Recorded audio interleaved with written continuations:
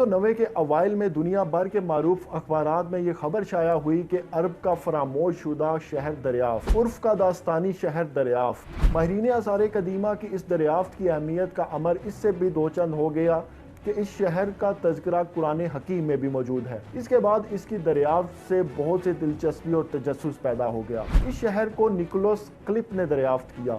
Clip نے اپنی زندگی میں ایک کتاب پڑھی تھی جس کا نام تھا عربیہ فلیکس۔ اس کتاب میں آج کا یمن اور عمان کا اکثر حصہ شامل ہے۔ اس علاقے کو یوڈیم عربیہ کہا جاتا تھا، جس کا مطلب خوش نصیب عرب تھا، کیونکہ اس دور میں وہاں کے رہنے والے لوگوں کو خوش نصیب ترین سمجھا جاتا تھا، کیونکہ وہ ہندوستان اور شمالی علاقوں کے مابین مثالوں کی تجارت میں مرکزی کردار ادا کرتا تھا۔ اسی علاقے میں ایک مشہور شہر بھی موجود تھا جس کا ذکر قرآن مجید میں بھی موجود ہے۔ قرآن کے مطابق یہاں ایک ایسی قوم بستی تھی جس کا نام عاد تھا اور اس کو قوم عاد کہا گیا ہے۔ اس قوم کو ہدایت دینے کے لیے حضرت ہود علیہ السلام کو بھیجا گیا۔ آپ نے دوسرے انبیاء کرام کی طرح ان لوگوں کو شرک ترک کرنے اور اللہ پر ایمان لانے اور اطاعت کرنے کا درس دیا، مگر جواب میں آپ کی قوم آپ کی دشمن بن گئی۔ جب آپ کا اہتمام حجت مکمل ہو گیا تو سورہ ہود کے مطابق اللہ نے ان پر ایک سخت ترین عذاب بھیجا، وہ پورے کا پورا شہر تباہ ہو گیا تھا۔ سورہ شورا میں اس شہر کی مکمل تفصیل بتائی گئی ہے، جس میں بتایا گیا ہے کہ یہ قوم اونچی اونچی عمارتیں اور بڑے بڑے محل بنایا کرتی تھی۔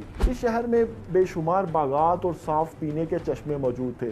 یہ دنیا کی مضبوط ترین قوم تھی اور قرآن ہمیں یہ بھی اشارہ دیتا ہے کہ ہم نے اس جیسی کوئی دوسری قوم نہیں بنائی تھی، اور ان لوگوں کو اسی بات کا گھمنڈ تھا اور تکبر تھا۔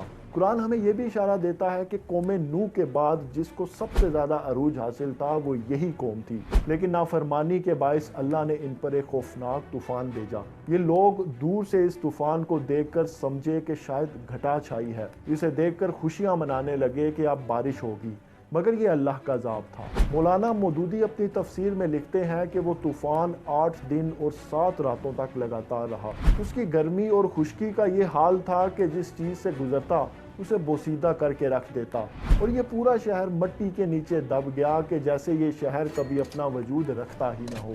ہزاروں سال گزرنے کے بعد یہ شہر مٹی میں اس طرح سے غرق ہو گیا کہ اس کو ڈھونڈنا کسی چیلنج سے کم نہ تھا، لیکن کلپ کی انتھک محنتوں کے بعد اس شہر کو دریافت کر ہی لیا گیا۔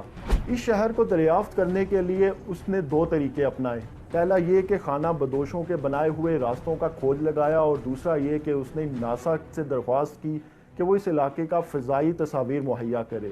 اسی دوران کیلیفورنیا کی ایک لائبریری سے اس علاقے کا پرانا نقشہ مل گیا جو تقریباً 200 عیسوی میں بنایا گیا تھا۔ اس کے بعد ناسا کی مہیا کی گئی تصاویر سے اسے جو کچھ ملا وہ شاید عام آنکھ سے نہ مل سکتا تھا، اور آخر اس نے وہ علاقہ دریافت کر لیا۔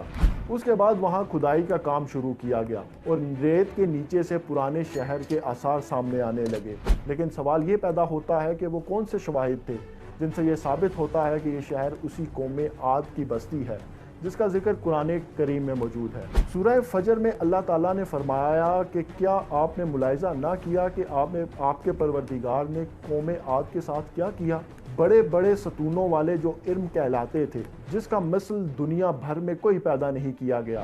جب اس شہر کی کھدائی کی گئی تو زمین میں بڑے بڑے مینار سامنے آنے لگے جس کا ذکر قرآن کریم میں موجود تھا، اور اسی سے پتہ چلا کہ یہ شہر وہی شہر ہے جس کا ذکر قرآن کریم میں موجود ہے۔ اگاتھر شیڈش لکھتا ہے کہ جنوبی عرب کے لوگوں نے ایسے بہت سے ستون بنائے تھے جن پر سونا چڑھا ہوا تھا یا چاندی کے بنے ہوئے تھے۔ ان ستونوں کے درمیان وقفہ قابل دید تھا۔ اگر آپ اس علاقے کو دیکھیں تو یہ علاقہ ریت اور صحرا سے ڈھکا ہوا ہے، اور یہ علاقہ ہزاروں سال سے یہاں موجود ہے، لیکن قرآن اس کے متعلق یہ کہتا ہے کہ یہاں بڑے بڑے چشمے اور باغات موجود تھے۔ اس سوال کا جواب تاریخ کے ماحولیاتی انقلاب سے ہے۔ تاریخی ریکارڈ بتاتا ہے کہ یہ علاقہ جو صحرا میں بدل چکا ہے، ہزاروں سال پہلے یہاں زرخیز زمین موجود تھی اور اس کا بڑا حصہ سرسبز باغات سے ڈھکا ہوا تھا، جیسے قرآن کریم میں فرمایا گیا ہے۔ اس علاقے میں قوم عاد کے رہنے کے بھی کافی شواہد ملے ہیں۔ تحقیقات سے یہ بھی پتہ چلا ہے کہ یہاں ایک ایسی قوم آباد تھی جس کے پاس بہترین قسم کا آبپاشی کا نظام موجود تھا۔ اس علاقے کے فضائی تصاویر سے بھی اس علاقے میں نہروں اور ڈیموں پر مشتمل ایسے نظام آبپاشی کا سراغ ملا ہے جس میں اس شہر میں تقریباً 2 لاکھ سے زائد افراد کی ضروریات پوری ہوتی تھی۔ آج ہزاروں سال کے بعد یہ ریت کے ٹیلے کبھی عالیشان محل، عمارتیں اور بڑے بڑے ڈیم ہوا کرتے تھے۔ یہ سب چیخ چیخ کر کہہ رہے ہیں کہ ان سے عبرت حاصل کر کے ہمیں یہ بات ذہن نشین کر لینی چاہیے کہ ہمیشہ رہنے والی ذات تو صرف